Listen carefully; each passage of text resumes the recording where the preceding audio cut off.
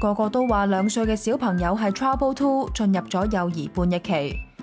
善瑩嘅2歲時期唔叛逆，但係要面對一個真正嘅 Trouble， 確診兒童甲亢。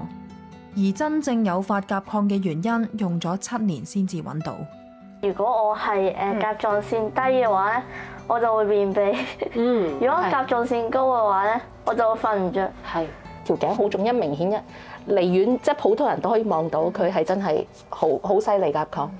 西醫即係冇講過俾我聽點解會有嘅。當其時只係能夠食藥食西藥，每一日幾粒、2粒啊、3粒咁樣嘅時候，係會好似冇方向嘅，因為你唔知道你要食幾耐，咁佢食到係咪15、16歲，係咪真係都要做人生嗰個手術？我記得佢大概2歲嘅時候咧，佢就係咁發燒得嚟咧，仲要係低溫燒，一直都唔好，成個月都係咁。咁我哋嗰陣時又見到佢隻眼咧突突地，咁所以就跟住去普通屋企樓下嗰啲附近嗰啲診所度，跟住我哋就去呢一個驗血，一驗血就發覺原來佢甲亢啦。其實西醫即係冇講過俾我聽點解會有嘅。一開始嘅時候，我哋就去揾私家醫生去寫紙俾我哋去呢一個公家醫院度。咁因為我問佢點解你唔醫治佢啊？因為我哋都有照樣想嚟到揾醫生嚟睇喎咁樣。咁跟住佢就話，因為佢而家嘅情況比較嚴重，咁所以咧，如果係要再睇落去，可能又要睇眼科，因為隻眼比較突啊嘛。另外就係因為驚佢骨質疏鬆，又要睇呢一個叫做物理治療。咁所以咧就佢話好多科要睇，就叫我哋轉介去咯。轉介去公立醫院之後，第2日醫院就聯絡佢哋。因為我哋都好 surprise， 點解會咁快？通常排期申請好耐，咁但係第2日就已經有電話嚟，第3日就已經可以去見一個主任醫生啦。我有問個醫生點解咁快有嘅，咁佢都話佢係比較罕有嘅，因為有啲指數係直情高度係 unmeasurable 都有。T3、T4 同 TSH 係甲狀腺功能嘅3個關鍵指標。轉去公立醫院之後，善瑩繼續食藥，定期檢查呢3個指數，嘗試穩定病情。再因應情況去調藥加藥，但係因為體質比較敏感，唔可以長期服用高劑量藥物，甲狀腺指數好唔穩定。如果我係甲狀腺低嘅話咧，我就會便秘。如果甲狀腺高嘅話咧，我就會瞓唔着。咁我食嘢嘅時候就吞唔到嗰下，要飲啲水。嗰陣時已經開始要返學啦嘛，幼兒園。咁如果你成日發燒，就成日要請假咯。第二樣嘢就係因為小朋友都好唔舒服嘅，半夜3更突然之間出嚟走出去同我講我瞓唔着或者好驚啊，個心會自己跳得好快。呢啲嘢睇返以前啲相，其實隻眼睛真係好突咯。就算一直食藥，呢啲困擾都持續纏繞佢哋。由2歲食藥食到9歲，情況都冇乜好轉，指數都係唔太穩定。醫生就俾咗個新嘅建議，令佢哋個心再次沉一沉。差唔多食咗7年嘅時間，咁跟住就醫生就同我哋提議，佢話都食咗咁多年，情況都係未能夠將嗰個指數係調得好，佢就建議我哋會唔會考慮去做手術。嗰陣時就話要將佢個甲狀腺喺條頸嗰個位置嗰度咧，就要割咗出嚟嘅。聽咗之後佢就好唔開心。好嘅，我諗住勸我下我阿媽，成世食西藥，佢就唔好想做，我亦都唔想去做啦。我哋開頭問醫生，除咗做手術有冇其他可能性？即係大人嘅話，可能有其他治療。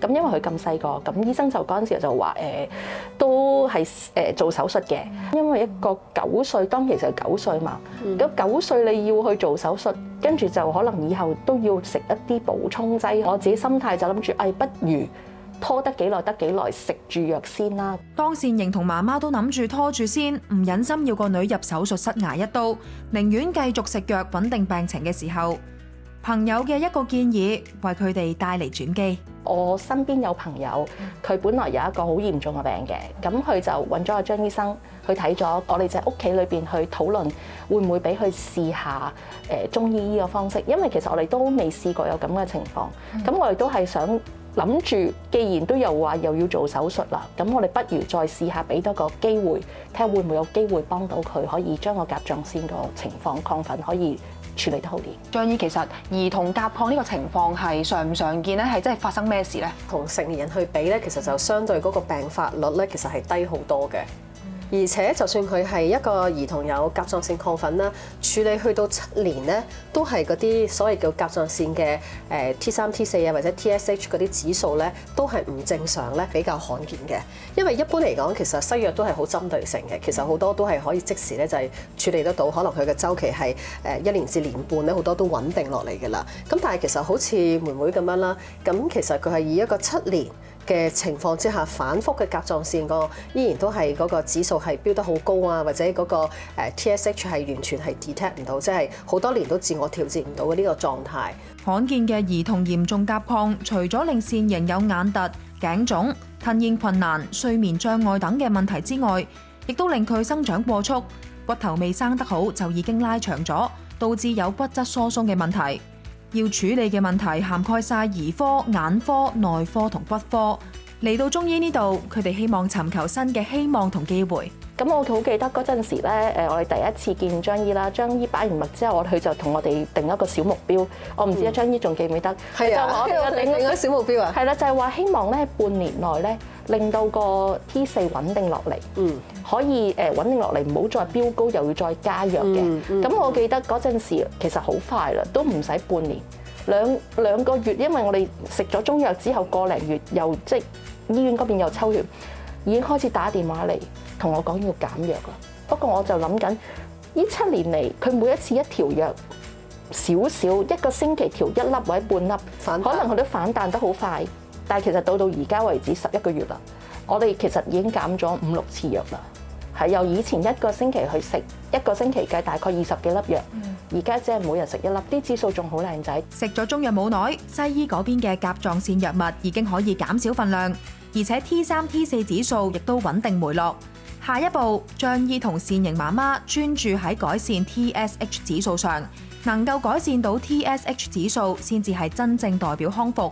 身體有自我調節嘅能力，過程中仲揾到引致腺型2歲就有甲亢嘅主因，到底係啲咩呢？其實妹妹唔屬於即係我哋叫先天喺個胎入邊出嚟，因為初生嬰兒嘅時候基本上都驗晒嘅，所有資料嗰啲都係驗晒。咁佢嘅發病時間係2歲啦。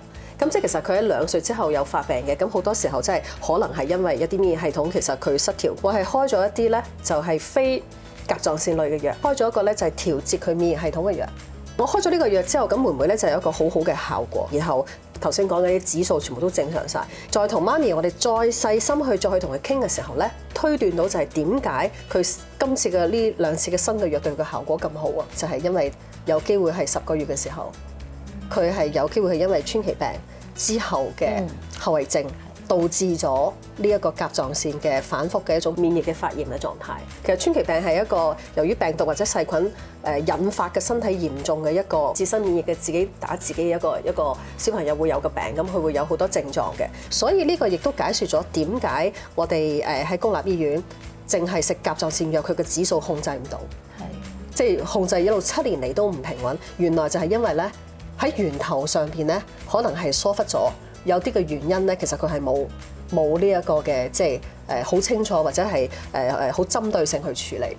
其實有一點我想講嘅就係免疫系統咧，唔係越勁越好咯。兒科咧，特別係0至3歲咧，其實呢個嬰幼兒期咧，佢係一個唔穩定嘅狀態。佢個身體個免疫系統咧係好敏感嘅，好敏感，而且你好容易接觸到病毒之後咧，身體咧係可以引發一啲好嚴重嘅免疫系統嘅一啲嘅疾病。咁所以係要做家長嚟講，其實要好留意咯，係啊，即係唔好覺得甲狀腺呢個病其實係即係淨係成人咯。由2歲到9歲不停抽血、覆診、驗指數、食藥，差啲細個就要做手術，去到揾到精準又合適嘅治療方法，仲知道埋發病嘅根本原因。食咗11個月嘅中藥，終於聽到好消息。最近嗰一次佢 TSH 終於7年嚟去到一個正常嘅西醫嘅個指標範圍裏邊，呢個亦都係我最開心。我覺得而家真係應該好快可以好翻。係7年嚟，我從來未試過好翻。從來人哋睇住我嘅記都話你幾好腫啊，條頸而家冇咁腫咯，真係而家已經好正常。然後人哋以前就講話隻眼好腫，而家佢話我隻眼好大。而家妹妹喺醫學上咧，其實已經係完全正常噶啦，即係喺西醫嘅指標上邊。至於唔少人食中藥都會擔心嘅肝酵素問題，喺治療腺型呢個個案上都有小心考慮到。原來監控平衡得好，唔需要過分憂慮。因為咧，其實如果係甲狀腺亢奮嘅，無論係大人定細路仔咧，其實都容易肝酵素高，因為本身佢自己都係有長期食緊藥，或者其實身體都係一個發炎狀態，所以肝酵素本身已經係好敏感嘅。因為妹妹嚟睇我之前已經睇咗7年，食咗7年嘅西藥，咁佢個肝已經同一般嘅孩子咧係唔一樣，佢可能係變得好敏感。咁我哋都係要考慮到就係喺佢用藥嘅過程當中，其實我哋要食一啲就係防止肝酵素高嘅中藥，我哋叫補肝嘅中藥。咁所以其實我哋要考慮就係你喺治療效果同副作用之間嘅一個監控啦。其實一開始我哋嚟睇張醫生嘅時候咧，張醫生都有提點呢樣嘢嘅，所以佢話佢用藥都會好小心嘅。咁我哋其實因為定期性都要去醫院嗰邊去即抽血啦，咁我哋都有睇住個肝酵素。咁 so far 咁耐以嚟嘅肝酵素都係正常嘅。睇咗中醫之後，指數終於穩定正常，成功避過最怕嘅手術。所以就算中藥好苦，善瑩都堅持飲晒佢，仲有食中藥嘅 tips 添。你可以咁樣捏住我鼻，再捏住個鼻。如果你要嘅話，可以去前台問下有冇山楂。啲但係我問佢你點可以堅持到食個藥咧？因為我都覺得好苦嘅，係啦。咁跟住佢就話俾我聽，佢就因為唔想做手術，所以寧願食苦藥都可以避過希望避過嗰個手術咯。雖然中藥好苦，但係長痛不如短痛，都係食下好啦。咁如果對於都係同樣小朋友有甲亢或者有唔舒服嘅家長，有冇啲咩説話可以鼓勵佢哋咧？唔知道佢嗰個甲亢係來自先天性，真係嗰個甲狀腺有問題啊，定係好似我個女咁樣樣，可能係因為其他原因導致到攻擊咗個甲狀腺。好少我身邊嘅人會話會用中醫去治療甲亢嘅，咁但係我覺得可以考慮呢一個，因為我自己真係有一個好深淵，覺得係真係唔知有咩辦法可以幫我個女。去到今時今日，我自己知道有個方向，即係嚟緊只係不過幾時唔使再食嗰幾粒藥，咁我自己覺得係一個可以其他家長考慮嘅一個方案咯。咁對未來生活有冇啲咩期盼咁樣啊？期盼就係佢唔使再去覆診，唔使再去醫院，因為每一個月其實都要去抽血，仲有好多科要睇，因為其實要睇眼科啊、骨科啊、內科啊，都係一個生活上好大嘅負擔。你嘅期待係咪都係呢個啊？係咪同媽咪一樣啊？食多啲雪糕，食多啲雪糕。好，加油！加油係咪？食過平安。耶！再嚟嗰句耶！